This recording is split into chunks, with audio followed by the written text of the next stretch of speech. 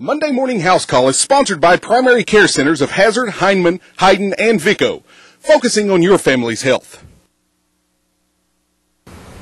Welcome back into Mountain News this morning. We're joined today by Marnie Feltner. Thanks for being here with us. Thank you. We're going to talk about tonsillitis. Why don't you start off by explaining what tonsils are? Okay, tonsils are almond-shaped organs that are in the back of your throat, and adenoids also go along with that. They're similar shaped, but they're farther up and sort of behind the nose, so you can't see them. But they're organs that catch infection.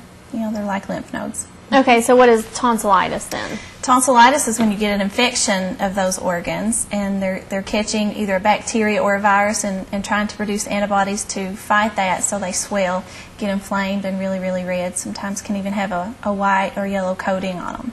And is that most common for kids to get?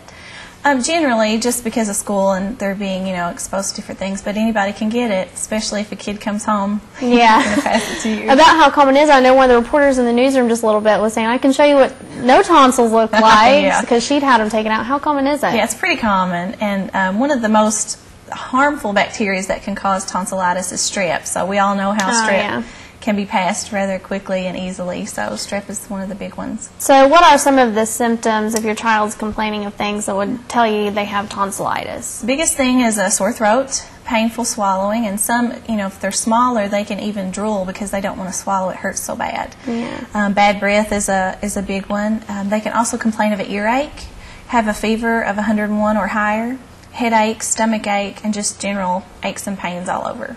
And this is a little bit nasty, but what does tonsillitis look like? How can you look in there and tell? Yeah, like I said, they can get really red and swollen, and they can have some white or yellow patches on the tonsils, yeah. So once they have tonsillitis, then explain the surgery process and all of that.